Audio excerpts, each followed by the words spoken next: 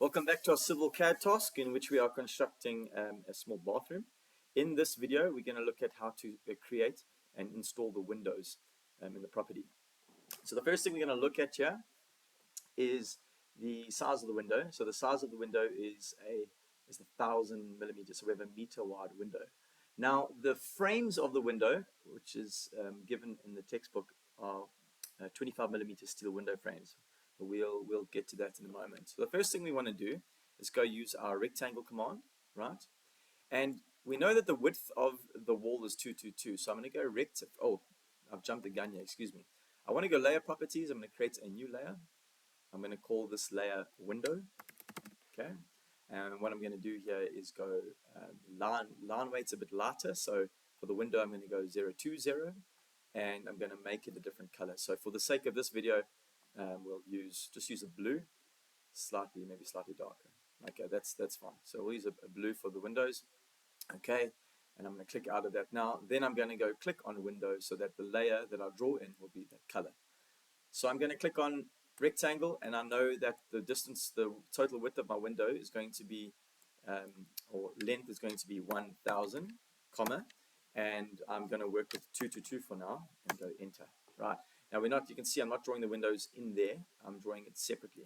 Okay. What I'm going to do here now is put my window frame in the middle. Now remember, these window frames are still at 25 millimeters, but we're just going to do a window frame at 50 millimeters, just so that we can see the detail a bit better. And what I'm going to do for that is to create the window frame in the middle. I'm just going to use that as an object snap. So I'm going to start a line with it. Click. Again, 1,000 millimeters, comma, 50 wide. There we go.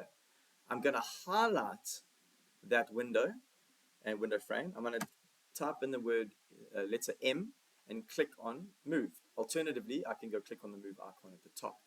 Then I'm going to click on the center along the short side, which is the triangle, and I'm going to go place this on to the center of the window spacing. Now what I'm going to do is I know that a windowsill, the general quarry tile windowsill, should be approximately 50 millimeters from the external edge of the wall. So I'm going to click on that middle snap over there, and I'm going to drag it up. Okay. What I should be doing is making sure that my perpendicular snap is on, so it can't go. So it should then contain it within the perpendicular. And I'm going to type in 50 mils, enter. Right. Now I actually have the window at 50 mils beyond the beyond the outside edge of the wall. Okay, so when we snap this window into place, we've got to make sure that we're working from the centers over here. Now I'm going to show you a little trick, which is really cool, and it's how to make this a block so that it can't be manipulated or moved. Sometimes when we move things and we work with things dynamically, that you can really distort by shifting the rectangle or just moving things so that they don't all fall in straight lines. So what I'm going to do here is I'm going to highlight this whole thing. Okay. The first thing I need to do is Control C and Control V to make a copy. Now it recognizes that you want to copy this. We're going to do it again. We're going to highlight. Control Shift and V makes it a block. Now what you'll notice here is that if I click on this, it's one whole block. Okay. I can't manipulate it. So that's a nice thing to do if you want to use something over and over again without it being distorted or manipulated by mistake. This is a really nice way to do it. So I'm going to work with that.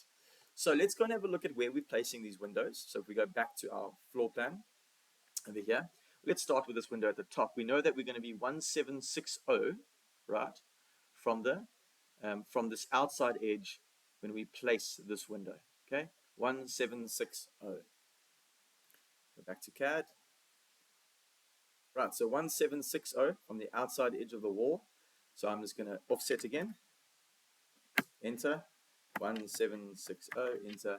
Drag that outside edge of the wall across.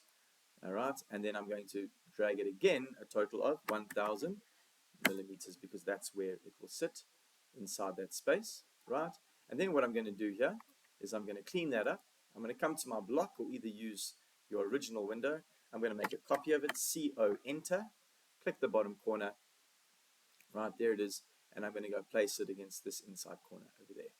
And now I've got my first window positioned, right? Let's go and have a look at where the rest of the windows are positioned.